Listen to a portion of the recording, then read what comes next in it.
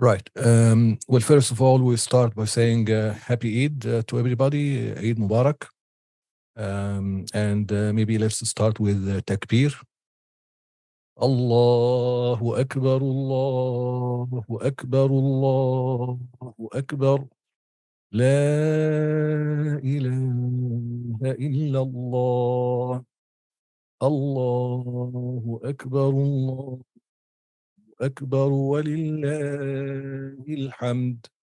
الله أكبر كبيرا والحمد لله كثيرا وسبحان الله بكرة وأصيلا لا إله إلا الله وحده صدق وعده ونصر عبده وأعز جنده وهزم الأحزاب وحده لا إله إلا الله ولا نعبد إلا إياه مخلصين له الدين ولو كره الكافرون اللهم صل على سيدنا محمد وعلى آل سيدنا محمد وعلى أصحاب سيدنا محمد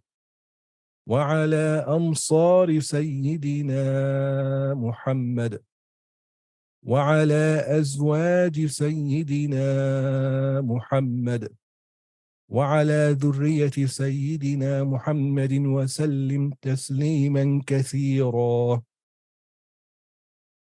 Right, so this is a takbir, the common takbir in Egypt, where I'm from originally. This is the form or the sigha of this takbir when Imam al-Shafi'i went to Egypt and heard it.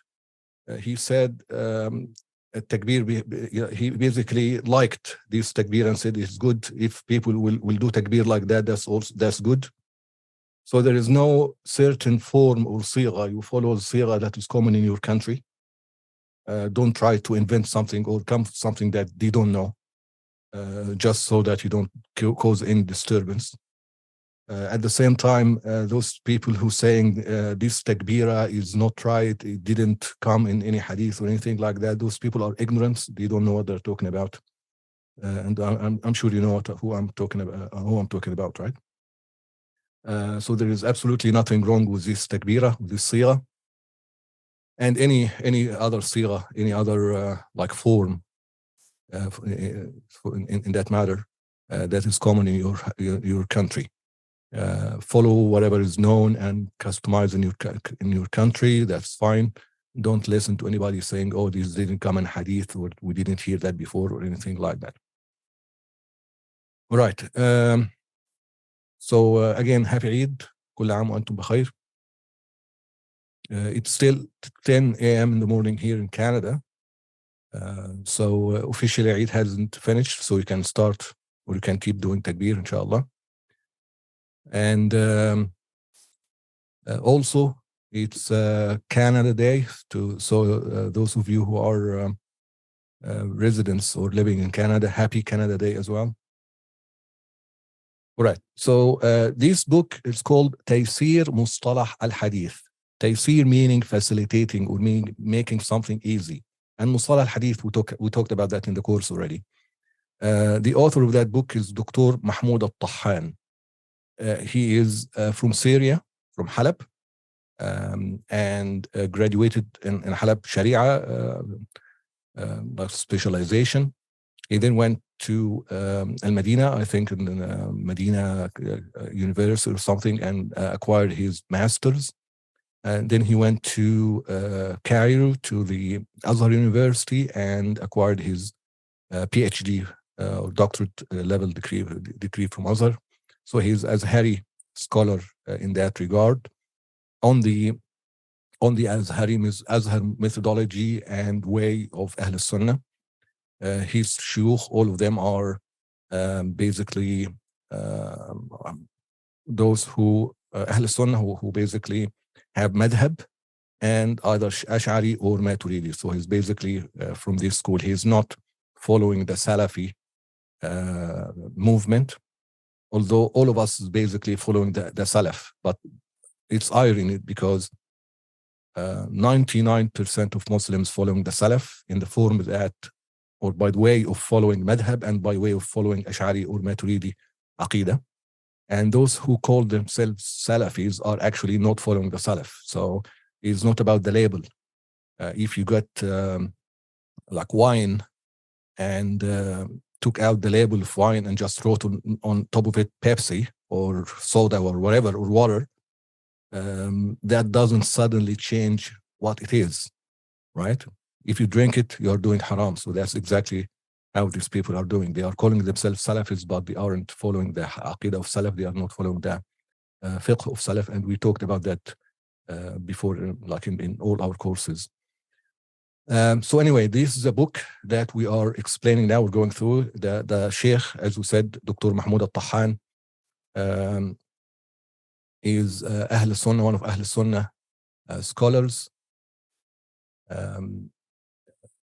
One of his Sheikh, in basically the supervisor, his supervisor in the Azhar was one of the great Azhar scholars.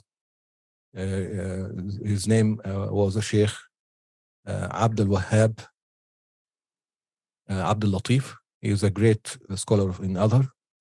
And he was a supervisor of his doctorate level research. I'm not sure what was the madhab of the Sheikh Mahmoud al-Tahan. I think he was Hanafi. Maturidi. I'm not 100% sure about that, but I understand, or I know that one of like his Sheikh in Aqidah was Hanafi, Sheikh Muhammad Abu al-Khair al-Abdin. He was a famous scholar, and he was Hanafi.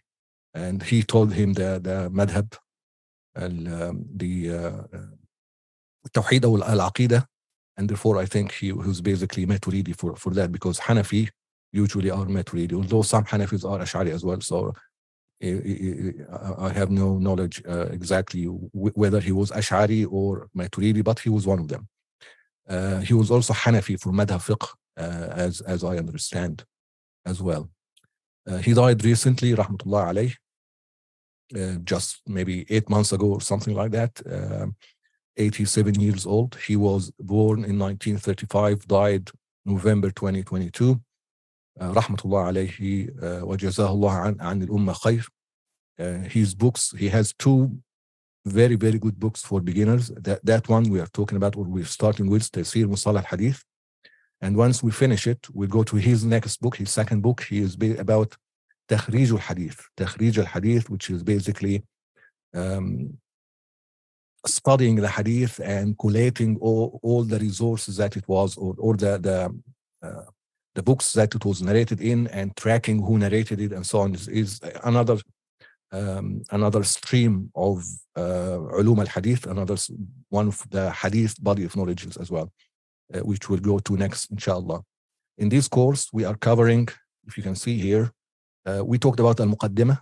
There was like introduction. We talked about some terminologies and so on. We started in al-Khabar. We talked about that. We are still going through al-Khabar. The last lesson was about al-Khabar al-Mashhur. So we talked about al-Mutawatir, al-Ahad, what is this, what is that. And we talked about the al-Anwa', the types of Khabar al-Ahad, from Mashhur and Gharib, or Mashhur, Aziz, Gharib. We talked about the Mashhur. Next time, inshallah, we'll talk about the other types. And then the second chapter is about the narrator. What are the conditions or the parameters that you look at in order to accept or reject the narration of narrators? It's basically the jarh and ta'dil. It's basically the body of knowledge within the hadith, mustalah hadith knowledge or ilm, or within the hadith, the ilm al-hadith, is about the bio of the narrators, and basically judging them, whether this narrator is bad or good, or whether he's trustworthy or not, and so on and so forth. So that's another aspect or another stream in ilm al-hadith. And I know there is a good question here about whether that is ghaiba. We'll talk about that. And then the third chapter is about the narration itself, how you can acquire it. We talked about that in the introduction, about acquiring it, carrying on, tahammul, riwayah, how that happened, and how you perform it, how it is performed, and some etiquette about that. Then the last chapter in this book is about the isnad, the chain of narration.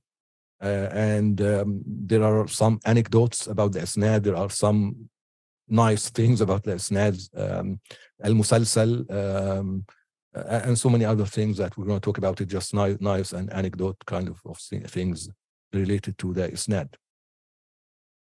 So that's the book. Introduction about the book, introduction about the sheikh who wrote it. And also, inshallah, once we finish that, as I said, we're going to move to the second book of the Sheikh Mahmoud al-Tahan about Takhrij al-Hadith.